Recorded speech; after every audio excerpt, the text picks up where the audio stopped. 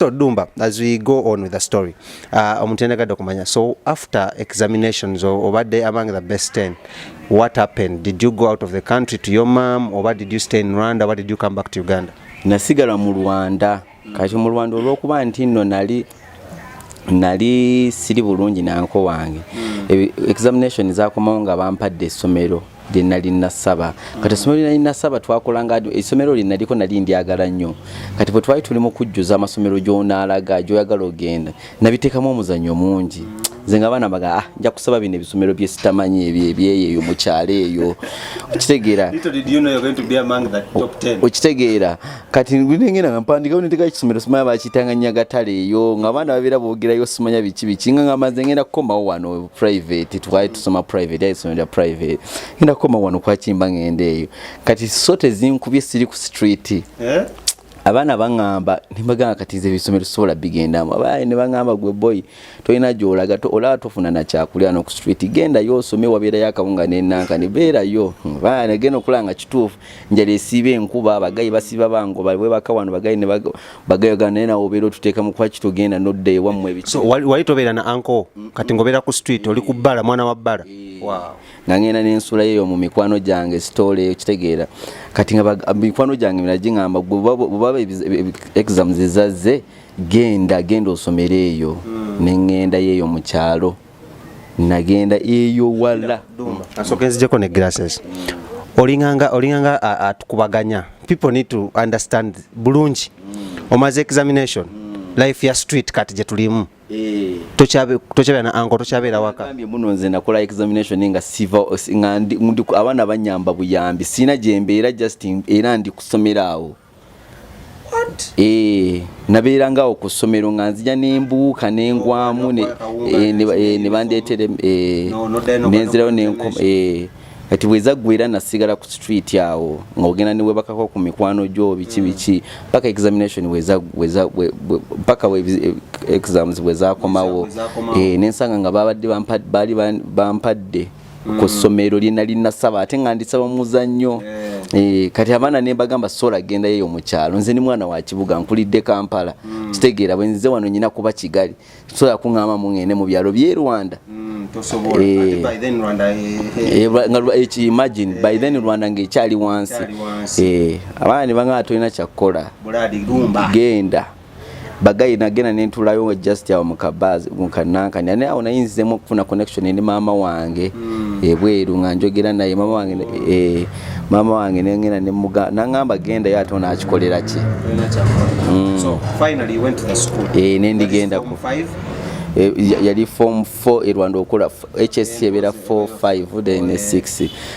nentuuka yeyo ng'abaana bayo ate bagezi nnyo kuba abantu baagaana okugendayo ne wasigala abaana abali mu O-level abaali baliyo nabo ne batagenda wala ne basigala kati abaana abali mu O-level baali bagezi nnyo kati ekyo kinasooka okwa appreciatingayo nti abaana baali bagezi era nasembanga no mbadde among the best kuba nagenda era nga saagala kati nga bampadde ne biochemistry nga biology ne chemistry math ne physics nga stroking amao French byonna bizibu mu Lunyarwanda kati nga ngamba bino ebintu nzi sibyagala naye kati awo nente watwajjo bali basomesa mu Luzungu wa mu Lufaransa mu Luzungu basomesa mu Luzungu na anglophone kati awo awo naddamu okutegeeragana ne anko wange n'enzira y'ewaka nga ndi ku ssomero eryo. That is form what? Form 5 form 4 nankyali mu form 4 nga ngenda gimalako n'enzira y'ewaka naye nga era ewaka yali ku condition nyina okulokoka. Omusajja omuyisiramu adda atwala sahadu kata yasomera ekibuli primary yonna imani ekujjudde omanyi emigo gy'ekibulidde emwawe gyeswala ngosomera mu Catholic school oba 7th day school kati nga oyinza owulira emigo egibeera emigo gy'ekibuliddemu weranga oli mu kitanda ogenda okulira nga seeka jja mukumanyika aswala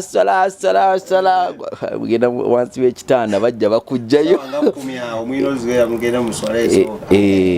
so ankuba nga ngamba nti nno olina okulokoka nga ngamba waye kandokoke kangene ndokoke tugenda kati ankuba ngaawo ekyasinga omusanyusa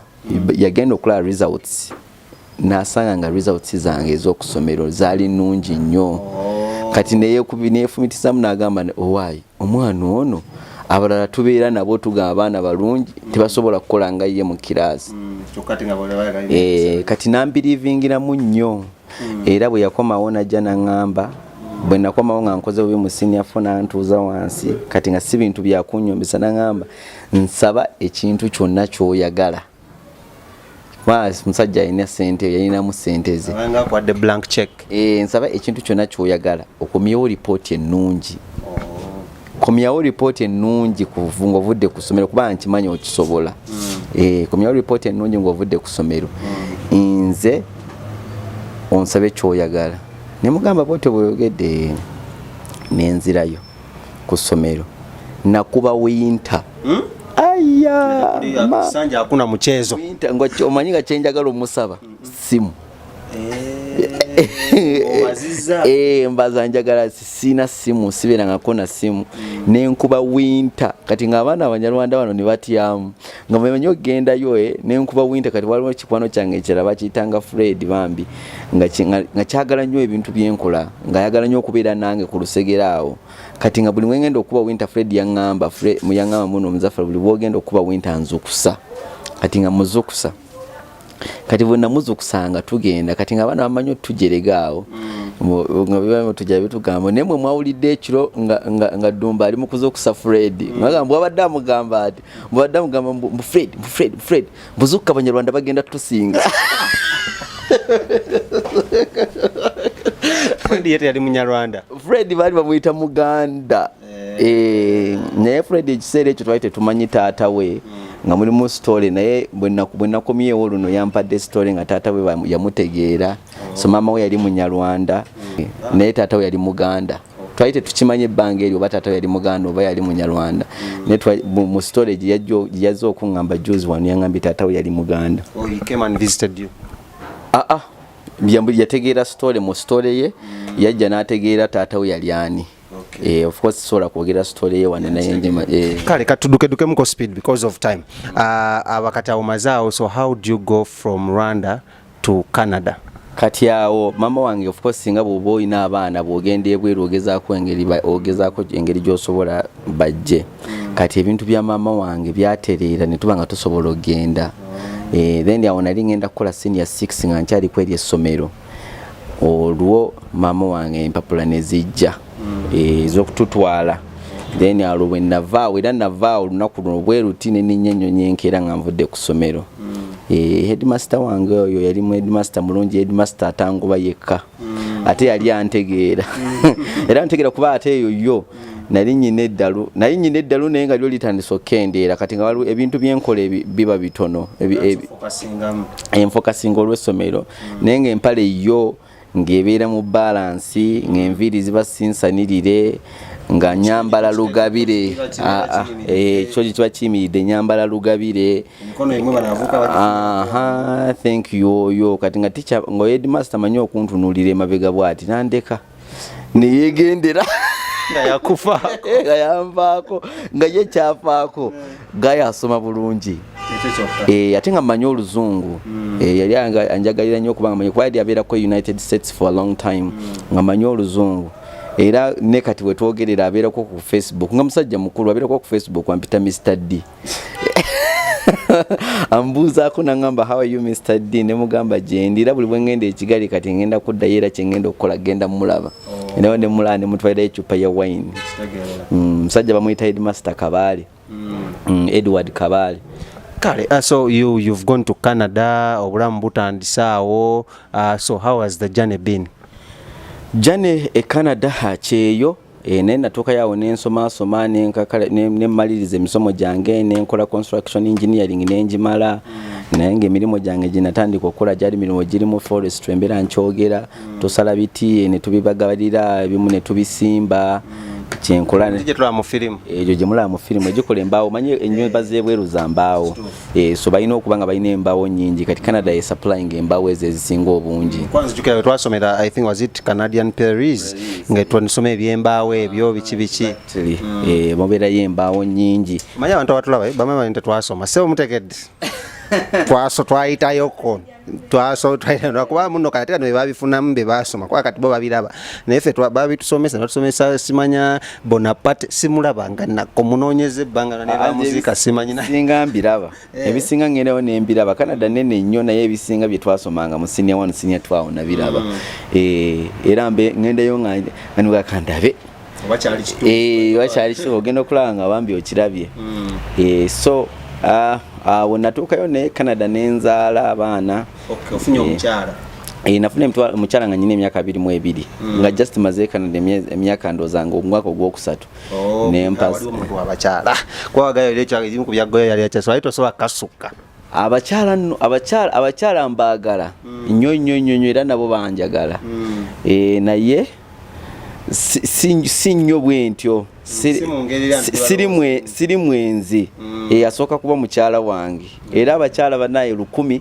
mbatumidde kwa bali ku WhatsApp group yange mbagala nnyo 1000 mbagala Chris toina kudda mu kintu ekyo kirekerawo kumanya olaba Chris ekintu ekyo kyokola kirekerawo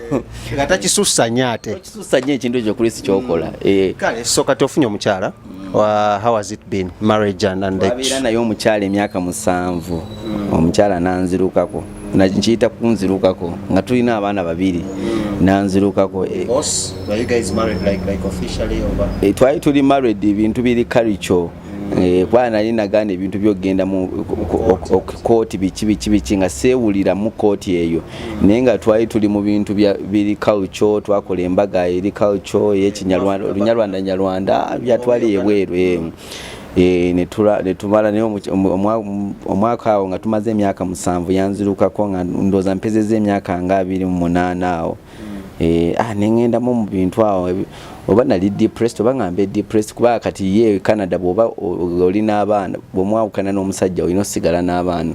omukyala ate abaana abo naye nabakolerera nnyo kubanga twali batonze naye kati eri mu sino omubonaabona nnyo abaana obakwata n'obalabirira ate nga nze ndi mwana wa ghetto nakulira mu mbeera eyo so ng'oli ati yali mwana w'abagagga kati naye nakola emirimu mingi nnyo ku baana bange nga bali mu kkula ate bo baweza emyaka 64 nga okugamba emirimu egy'olina okukola egingi n'atema kati kyannuma nnyo nengenda kwawo nagenda nabo oba basigaza kati engeri nakyo era mugenda mu mateeka baba bagenda mubawa kati wali okitegeererawo n'ogamba genda bwotyo era naye abakimanyi kikozesa fujjo ate baali basigudde musigule waliwo ekiyayi ekyamusigula ekyayi kyamusigula mwana kyayi kyamusigula naye ate kati omuwala ate gwe basigudde aba muzibu wakuzza tolaba ebyalo emuga kati kwaki wampita semyeko zondozo okiraba nze n'oyo omusajja agezezzaako nnyo okwambala engoye ezifaanagana akomyewo eki naye ensonga era kati ekintu ekyo ekyakenzo abantu engeri gye bakiraba waliwo bwabeera agamba ku TV interviews awo namulaba nga bali mu kugamba nti no processing embeera y'okukkiriza nti no omuntu gw'omubadde naye ebbanga eddene akulese omuntu najjaawo n'akusanga in between awo bagayi nga bamanyi okujja ne bagamba omanyi mwana twasanze omwana woye mbu ng'alina underpanti ya maama we ng'ali mukubo n'agireeta nga tuli mu ddino n'agamba mbu naye no underpanti ekola ki mu kisenge okitegeera kati kiringa ebyo ebintu bya kenzo kawula nga oli mu processing naye omuntu n'akuleetera ekintu ekyo oba olina okuba muyinza omukuba ecupa mu mutwe eba n'omukola ki okitegeera kati abantu abamu baba tebategeera kenzo nga ayogera kintu ekyo nekyo kibayita process omuntu najja ate n'akugamba mbu simanya agenda awase nnyo ebintu ng'ebyo ng'okyali mu omukyala amaze okuddukako agenze bamupasudde kikulumye what was next nzijukira mama wange yajja n'avayo gye yali abeera najja okubeera nange for some time nga kiweweeza netubeera waawo nga embeera abazungu balina olugezigezi bagamba muno ogende mu rehab simanya biki bla bla bla stole byabwe binsobola engeri gye nnakulamu tebinsobola rehab tensobola abamu bali bagamba kenzo yetaaga biki yetaaga ogenda mu rehab simanya counseling biki nze nyina kyesanga mu nze n'enzirawo mwenzirawo nti naye nga mama wange yanyamba kwa okubeera nange ng'afumba kuba ennyumba gye twabeerangamu era gye nasigalamu n'abaana okumala ebbanga eddene naye mama wange yambeererawoko naye kati olwokuba mbuno twali babiri nga naye obusente sirina essomero nakalimala bwenti kati embeera netukubakubamu awo era ebweru eyo yayala nemala ngenda otula wansi nendaba nga kati nyina situkabusi tusigenda kunyonya bintu byakola mama wange ng'akiraba tasobola kuŋŋamba Muzaffaru biki nemugamba kati omanyi manyi kigenda okubaawo nasigenda okubaawo nemugamba minze togenda toliwulira lunaku na lumu nti Muzaffaru abuliddwa ssente ngenda situka nenga toliwuli nti era ne bwe mbanze kumye tegeera nti nzirina naye tojja kuwulira era nze buli wembeera siri mugagga ne buli wembeera mbamu nakange nga manyi boda nyinzo gikwata kyendya nyinzo kifula bwe mbanja galagula kino nyinzo kigula n'enkyemye bwemmi era ne wane Kampala ntambulira nnyo ku boda abagala dumba no ndi wa boda nze kwase ebyo bintu okweraga simanya musama simanya biki si embeera yange nze ndi mwana nava Masaka navambala nazali wambala nabera mu ghetto ng'embozi yange bojuulidde kati ekyo kweraga ato okweteeka waggulu kiba tekinkolera mbo kikube kiba tekinkolera era bamwagala kinkyayira mu kinkyayire kale Adumba obadde kati ebweru for some good time oli yanjagadde okumanya how long have you been there and how many returns have you done ewaka wane e Kampala guno mulundi gwakubiri gwenkomyewo mu myaka 18 e Kampala bwe najja namalawo ndooza guno mulundi gwakusatu nakomawo ne malawo week 2 then nkomawo ne malawo emyezi ng'ebiri then ne kati so which has been the longest stay emyezi ebiri was 2017 nazaliramu n'omwana nyina wakaana wano ng'oggyeko bali abeeri wakomawo emyezi ebiri awo n'okola emirimu omulanga gwa Nadduli kali akana bakayita Muzaffaru Sheista nomana oli nnyonyonyi n'oddayo nnyonyonyi n'enzirayo alina emyaka ebiri weekali kana kalungi nakazaala mukazi mu kyotala wano so abakyala abali yamutegedde omwami wa famire nnyo kati eri wali abaana bameka eri waliyo babiri ne wano waliwo nyina abaana 3 ntoto nemuli abaana batamayinza okugamba Muzaffaru atulimba kuba biseesi ngobeera mu mmotoka ng'okola obuntu bwaffe buli abasinga gamba tetula abaana be biki omukyala aleka asulana mu mmotoka bw'oba ongoberera omaze okiraba nti abaana bange bwe bagamba nti nonsula mu mmotoka abaana bange bakola aka video ne bajja ne bagamba taata wawe tasula mu mmotoka nenka postinga gye kali ku Instagram nga bayomba bagamba kwaki mugamba taata wange asula mu mmotoka naye nga oyasooka bamuyita Ali Baraka Semitego adda kuba muyita Talia Fai Semitego then Sheista Muzaffaru Semitego. You're keeping a Semitego legacy eribeerawo erya Semitego however much ogatakwala erya wakati nteeka abiri ag'abasiraamu n'erya Semitego limu kuba abasajja abasiraamu ffe lwakuba mbuno mbanja ga respectinga trend eriwo eyo abasajja abasiraamu tetwandibadde nnyo namanya ga kika abasiraamu balina kubeera n'amannya ga kisiraamu gokka naye eri ekika nti nno saagala ate nzire ewaka abantu banvume simanya biki kati nasalawo nendifuula lya family Semitego kimala kale ladies and gentlemen abatulaba ku Seb Jazz Extra we've been hearing from Dumba Faluku Semitego Muzaffaru Faluku Somali yali avudde nawa Muzaffaru naye emboozi empanvu nnyo wabula katugenda ku side muna esinga obbanyumira gye mwasinga mutegerera eri side mate mugimanyi so you come into the limelight ekirowoozo kino ekyokukwata ennyimba z'abayimbi noozeemwolerako noze nkubulya abafani baffe batera okugamola oyo gayi yeekoza ebyabalungi nga obadde comments otero ziraba wakijjawa kati olw'okubeera ebweru ebbanga eddene nasanga nabeerawo nga ndi mu craving music waffe nga internet tennabatuuka yokuba natuuka mu 2005 YouTube zaite ziriiwo Facebook yali teriiwo nzijukira wabeerawo high five awo naye byajja ne bijja kati music we waffe nentandikwa nga omuwulira nira niwe nabeeranga erwanda eyo nabeeranga n'akaradio kaye nga mbeera katika Capital FM etuukawo ku boda nga mpulira nnyo Juliana abo ku makya kwegamba nga music we Uganda mugoberera nnyo namwe natuuka eyo ne mu craving kati YouTube bwe zajja nentandika nga nteekamu awo ba Radio Vision ne bajja ne bakikuba awo kati nga nenfuuka DJ ebweru olw'okwagala music ennyo nenfuka DJ eyo kati nga nkuba ennyimba z'abajamaika nyingi bwe zityo kati nga nteekamu ez'ewaffe ka tebazaagala tekamu awo Radio ne Wizo nga tebamwagala Radio ne Wizo abo banimpadde ssente nakaka abantu Radio ne Wizo nabakaka Radio ne Wizo nga bagaana ne na kwa mini na kudana nyumbani Zuwena abajita batya bread and butter ezo zonna nga bwozimanyi sweet lady lwatandikwa before anyway nena zibakaka kwa Radio ne Wizo bwogenda kwogera ennyimba ze bayimba tosobola kubidda kudda kwolwo bayimba mu bange bayimbe mu bange tono kati n'abantu nga babiganda nnyo n'abamu ne babipiikinga abalundirundi abo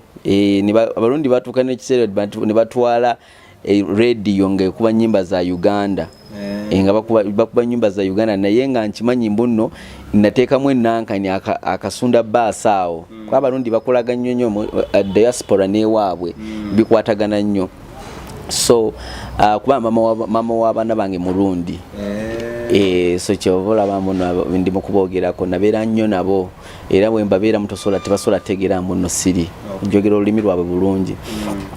so awo bwe namala okiraba neŋŋamba naye era bwe najja wano nensanga abantu tebakyagala naye trend ate endala nejja y'abantu abasilenga baselekwina basilenga ku nnyimba z'abayimbi Vinka Winnie Irene Ntale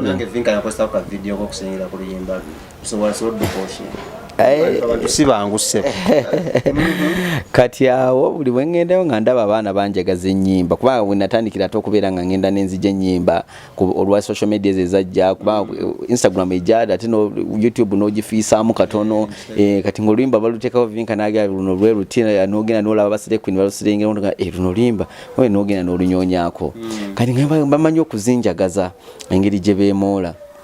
kati naye nga waliwo ekintu kyesitagala kati nsobola okubeera ennyo ebweru eyo nga mpulira nnyo ennyimba za ate maze ebbanga nze oluyimba nduwulira bwe nti nentandika okumanya ebigambo byalwo kinyanguyira olw'ennimi ennyingi zemmanyi ndowooza n'omutwe gwange ogukwata ekyo nkyebaliza Katonda most of time really kisimba mpulira oluyimba nga nziwulira kati nga ngamba n'omuwala kwa yandibadde abyogera nene ngamba ne lumu omanyi nange leka gye nkoleyo obwange nga ndi mu mmotoka omwo nga mbeera neeboye ndiyo ku mirimu gyange kati lumu ngamba okola bubeera okwo ku Instagram kati lumu ngendo wa Vinka ngendo sanga bateddeyo enamba baagala omuntu anakola abantu abasireya bateeke ebigundi waka mukwano gwo yes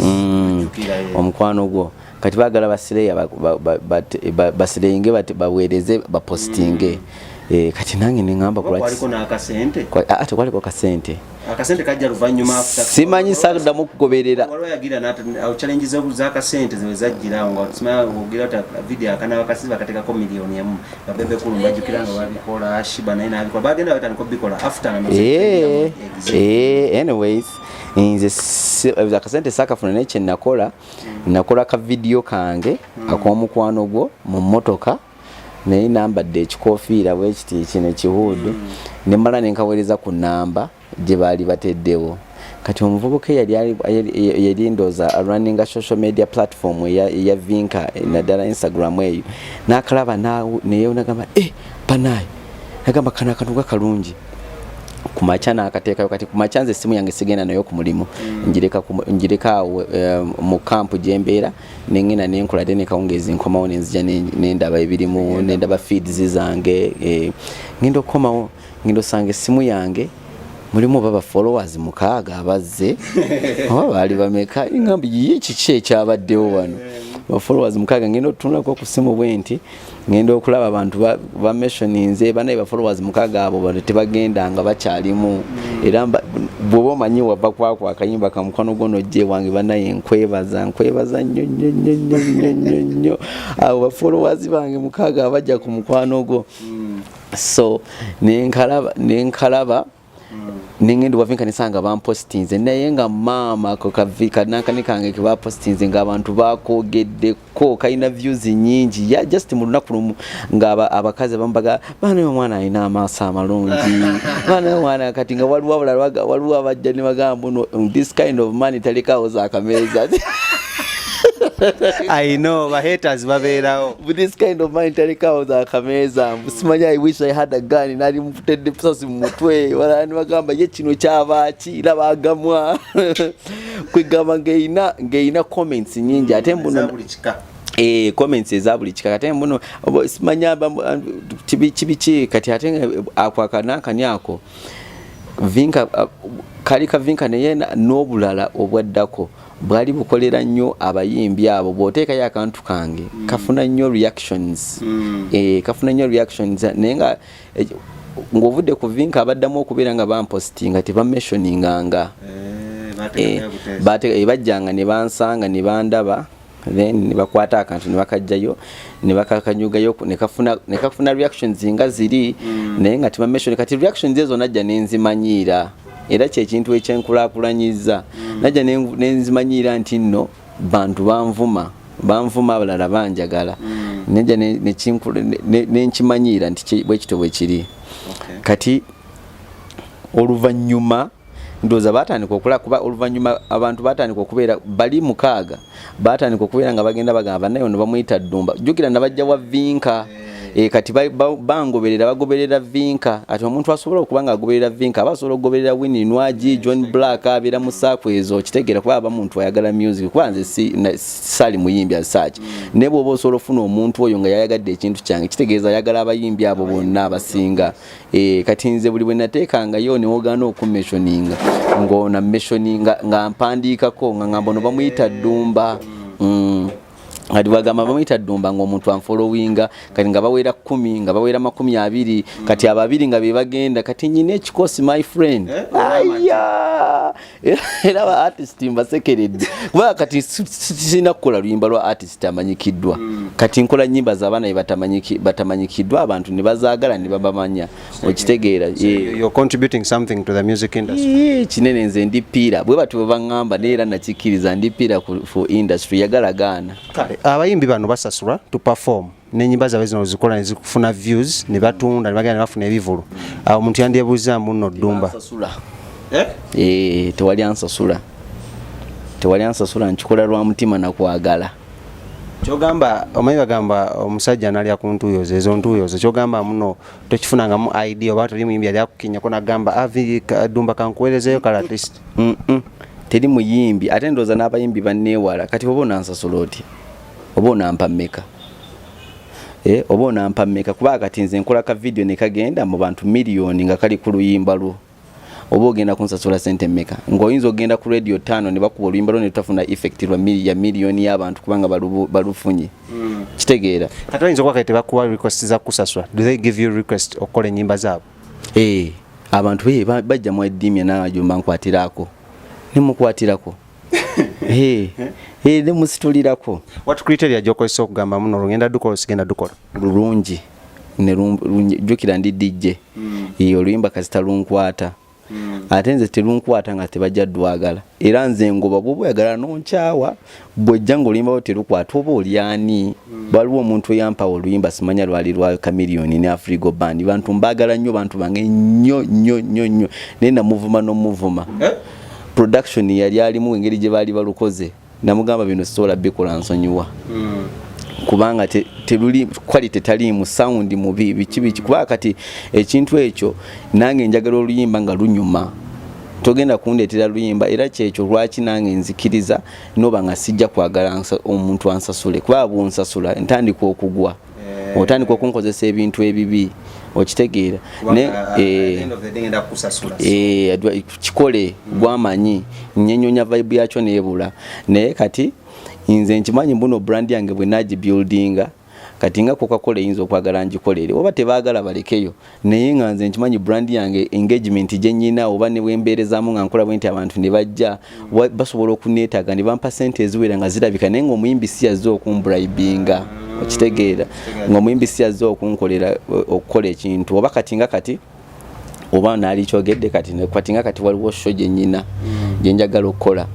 bagiyita Rhyme and Chill with Dumba ng'ennaku z'omwezi lumu ndeeta abaana be nakolera ennyimba be baali batamanyi bemanyi be nakwatirako bajje baperforminge nze sijja kufunamu ssente era essente ze bajja osasula nziwa abaana abo charity nenga tesi charity si charity nenga nkimanyi amwana asobola ofuna platform yange nafunirako ne ssente namala n'agamba buno nze Dumba kino wanti yakinyamba kati gwe bw'oba eyo bali ng'ogamba Dumba talina effect ku nankani eyo abantu bo beesalirawo talina effect ku industry abantu be beesalirawo ate bino ebintu biba tebiriiwo bye mbambireese nti tusobola kubeera wano n'ova wano ng'oli musajja Muganda waveeyo oba musajja Munnayuganda n'ogenda ebweru n'oba nga tulina kintu kyosobola kwongera ku ggwanga lyo sajja omu is it Luther yagamba muno tobuuza ki ensi kyekoledde webuuza ki kyenkoledde kyokoledde ensi okitegeera kyemba nkolera ensi Dumba oli yandyebuuzizza mu nsonga zino eza entertainment neyebuuza muno are there challenges kubanga kirabika byebirungi tubirabikako following ogifunye otugambye akasente ko nako kajja kujja wadde it's not your main focus are there challenges in like 2 minutes challenges ziri kuki kuba yimbi benkolera kuba kati ntusa abantu wengama n'abayimbi balina okurecognizinga ne bandicognizinga nti bwenkola mentioninga kubanga akantu komba kaba kagenze kuyita mu bantu bangi kitegeera kuba kati na check-ins obo yagala nkulageko nali kulazeeko na check-ins lwimba lwo namaze okukola olwa Winnie Nwaji ankubisaamu following eya abantu emirundi nga 10 abantu abamu following niyo luyimba lwange bwendukola nankanike Winnie Nwaji abansinga views just nga 2000 nate nga ne comments ansinga nga comments nga 2 kitegeeza mbuno ate nga nze jjukira ba downloading ne ba sharinga mu WhatsApp batudde nga sibagambye ba download kuyiga okitegeeza ku Instagram ansinga ko katono ate nga nkubisizaamu ba followers abangi nga ate abantu ba downloadinze probably yete ba downloadinze bibye kubiteekayo ne bamala ne katambula mu WhatsApp abantu bakasharinga mu masimu ku Facebook abantu bali mu kubyogerako gogambe yo promotion yenkanetya kati bwokwata noba nga tonteddeyo gogamba abawagizi nga bakulaba n'abantu nyinzo basuula by the way kituuse kati kwa abawagizi balina amagezi Baizo gamba sebo Dumba yakoze akantu kenagano kateeka yo gayoyo ezo challenges omuntu bwemba boba nkokolera challenge notagiteekayo nga nkubulidde ezo criteria ebintu ebyo byemba effect gyemansobola okuwa oluyimba lwoba impact gyemansobola oteeka ku luyimba lwo gwe noba nga tosobola kumentioninga just nfune kabanga kati tokyanyongerako bantu bangi kati bo mentioninga ko osobola kumpa abantu nga 10 2 okitegeera kozamba iza n'okujja ne balaba ne batagira you know exactly ne bata following naye gwe oyinza okutuuka abantu ne batandika okwetamwa bwenkola ennyimba zo 2 notateekayo kuba kati nyina abawagizi ba die hard bweganze nyina ku WhatsApp nyina abaana ku WhatsApp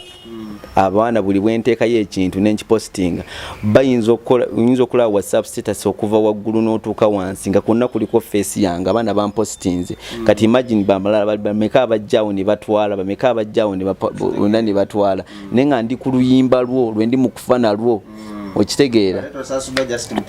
tewansasudde just nkolera mutima gwa ggwanga kati Dumba oli yandiyagadde okwebuuzaamu ku nsonga ze entertainment industry gy'olimu is it eyo kayokayokayokaye ng'ogyekwatukeo DJing kati okola ne buno buvidiyo bw'abantu okubuddamu tukiyite miming babasinga kita challenge muna yakoze challenge yoli challenge kuba miming omuntu oba tomuwulira bigambo bye neze ekintu kyenkola sometimes confusing abantu ntinze n'oluyimba luwooma kati gwe tosola duwomesa ng'oli mabega nga tebakuwulira nze nkumomesa oluyimba nenteeka sometimes n'eddoboozi nendikyusa yandibadde toni eri nenteeka mu toni eno n'owulira nga kanyumye so ebyo mbikola kati waliwo ebintu byenkola bwogenda ku Instagram yange waliwo ng'omwana unknown prosper twatuusaawo ne tuyimba oluyimba lwe ku gita olwaliro waliwo lwengenda okupostinga wano bamuyita ring rapper ring rapper twazze wano ne tukuba engoma na rappinga ngenda mu postinga abana abantu bamutegeere mbadde ndowooza nti no exposure gyalina teyenkana talent ye nti mwana alina talent nene naye tibamumanyi abantu bawogana nnyo olwa fresh kid nenga ring rapper ku lwange kuba mukyamu nnyo. Oyo nakala akaita Felista akawolo kamanyika akawala nze kati kansigale kwano nganze no nkwata quality nze ndi perfectionist ndi perfection olina okukola ebintu bingi kuba ringira apa ye mwana gwogamba ringira apa mpaamu nakuwa osooka musirisa nasooka asirika ringira apa bwotasirika yinza okutuusa enkya. So oli kati as you come to the end of the interview, what are those things byogamba amu ebyo byo mu butuufu bye bisinga okunnoma era nga era twagakyusa industry yaffe eno? But anyway, before that, are you a comedian? Ekya comedy nga bwe nagambye, what is your relationship with comedy? Obulamu bwange bulimu nnyo okusanyuka okusesa era njagala nnyo okubanga bwe mba ndi awantu tubeere nga twogera bintu kati ngeno interview waliwo awantu wangi bwe tusese okitegeera nga waliwo abantu bosobola okukola interview n'otasimayiringa kati obwe bulamu bwange ebintu byenkola ebisinga abantu mba njagala nnyo tubeere ne mood yeeseka so nkola obuntu nga omuntu bwana ntunulira bw'ati alina okumwenyereketa nga ndi mu kibala nti bwona ntunulira bw'oti era bwe nkakola nkaddaddamu paka nange bwe mwenya nze ne mwenya bwe ndaba nga sisobola kumwenya sikateekayo.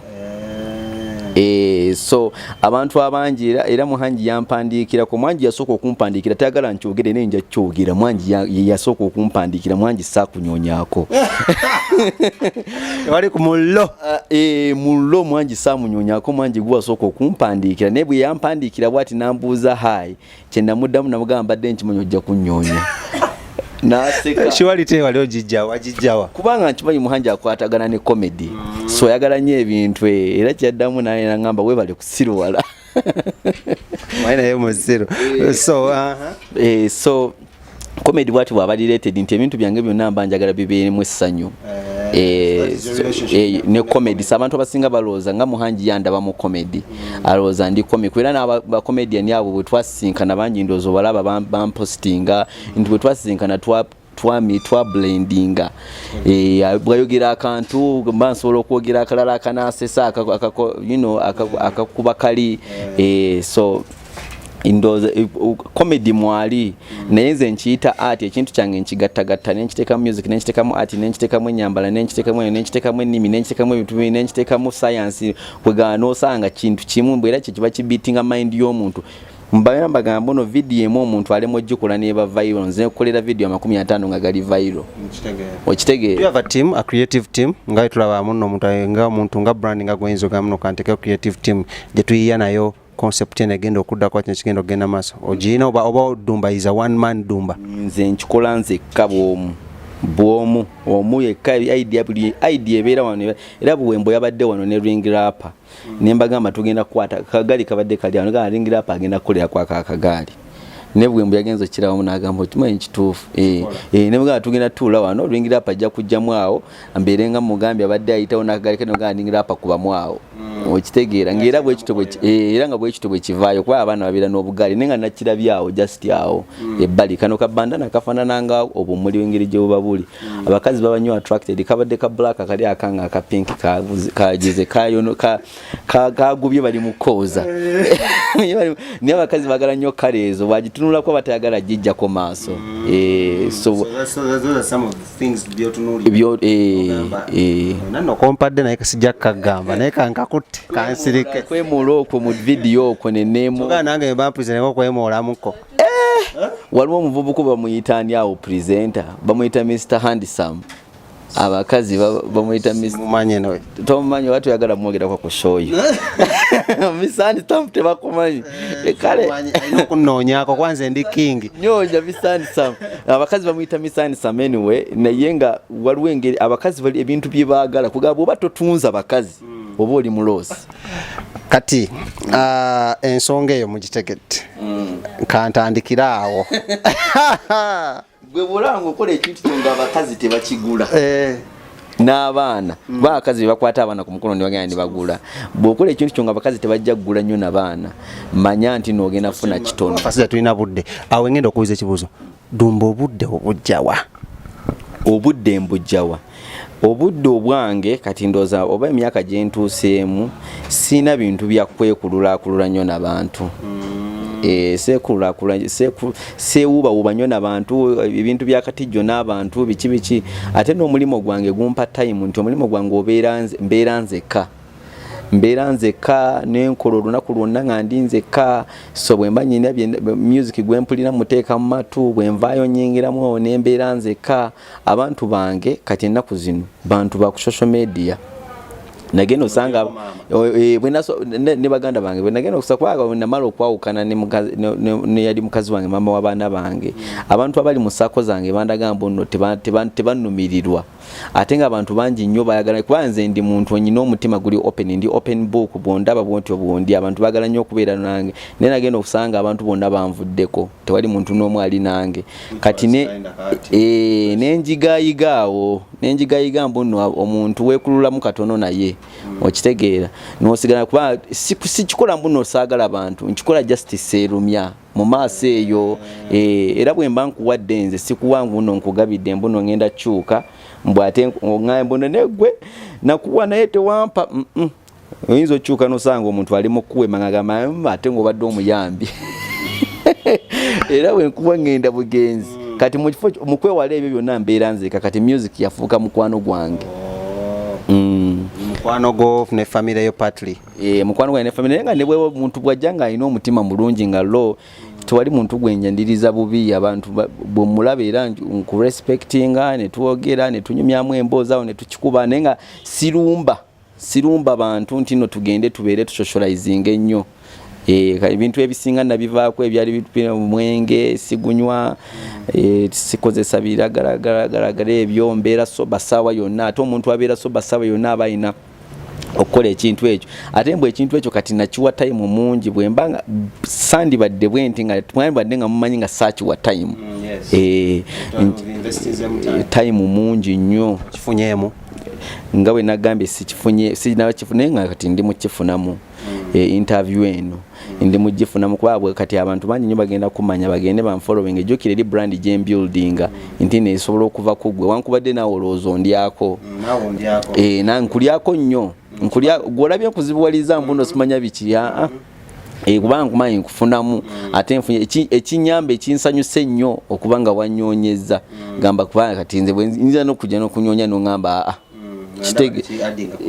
nga kikadde nga kushono ngamba ane ate bonyoonya kiba kikola amakulu so mba nkifunyeemu. Dumba nga tuwagala okumaliriza oli yandigambye you're back in Uganda, this is your third time, tetulishuwa ogenda malawo bbanga ki, but ebintu kyo byeweesunze on your stay in Uganda apart from women? abakazi sibeesunze nnyo gamba embadde eri nkuba kyeyo myaka gyange 6 oba myaka gyange 2 sidda UG 2019 guno omwaka nino kiggala. Abakazi sibeesunze nnyo babe bakwesunze abakazi twesuŋŋana sibeesunze nnyo lwa nsonga nti nno kati bakazi bange bangi nyina abakazi bangi bakimanyi nze ndi bba waabwe bampita baffe tebakinaako buzibu abakazi bange mukimanyi abakazi bange tebakinaako buzibu gye bali eyo ku WhatsApp gye bali bakimanyi bampita baffe era oyinza okujja weegirisagirisa ne bakugambirawo mulo ono omusajja waffe ono omusajja waffe era bwoba topostinga ku status zange bwogirawo bwoti nomanyi abantu bajja simanya njagala kuyingira mu group yo njagala kuyingira group onagisobola bwoba wakayingira bwoti nga nkutedde mu group pa nyina wa administration nga bana nabo baddamu bakusabirawo enamba tuwe enamba yo nga we enamba nga batandika okucheckinga opostinga dumbo batopostinga bamala bakugamba no tumugobe ate bangi basalawo olumu bakazi bange kati Uganda kye neesunzeeyo nnyo ndondoza neesunzeeyo show eri ku the first bwe ngenda okuleeta abaana bajje baperformingire bafaani ngenda kukola ka flyer nkateeke ku Instagram era kati nga gwe omusajja wange naawe njaka okikoze bulungi kati awo ekyo nkyesunze nnyo nti njagala kulaba abantu nga bazo nga ndi wake waffe nensanyuka nenjogera nabo eno smile gyenteekako buli lunaku mu motoka nga ndi mu smiling ngamba wahaga ukitegeera basobola n'okunkiisinga ku mumwa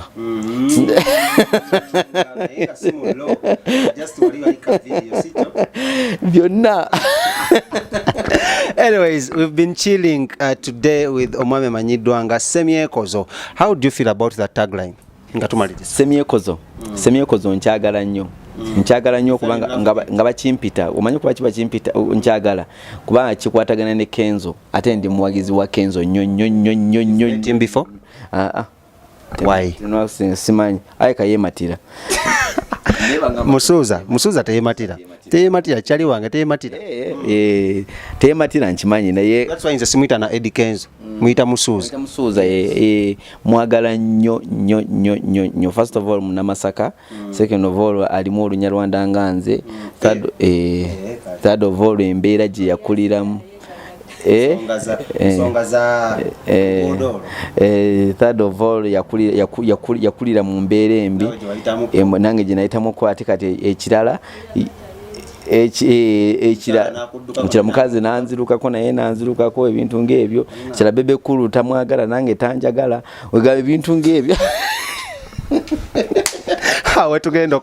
we'll come back next time before the end of this year with again the main man Semyekozo #Semyekozo Dumba okitegedde bunyo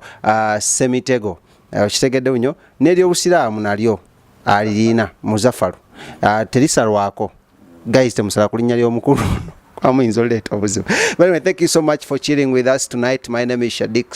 the king himself, King Smith, one of Celeb Jazz Extra. Catch you next time. Please tambuza video no share, like, comment, subscribe to our channel. Turabe munate tukitusa eri abantu bategere story y'omukulu Amanyiddwanga Dumba Muzafaru tusobola munate tubako engeri gye tukitambuzaamu. Okitegedde we've been chilling with him nga tusinzidde side zeno Muyenga, Kampala, Uganda. Tetumanyi gwe osinzidde but twagala kwebaza akensuso. Nkoze n'omukulu Amanyiddwanga Sir Lawrence ku kamera beera okukwata ebifaananyi ebirungi nga bino. Ate producer wange nga bulijjo bamuyita Wintex mukyala mulungi nnyo n'abagamba mugoberere ku channel yabagiyita LMTV Uganda mujja kwa mumusangayo inayo naye show gyakole bagiyita Around Town so mujja kwa ne mumusangayo musoko wange mugoya bunyo. Thank you so much for chilling with us. I love you. Merry Christmas and a happy New Year.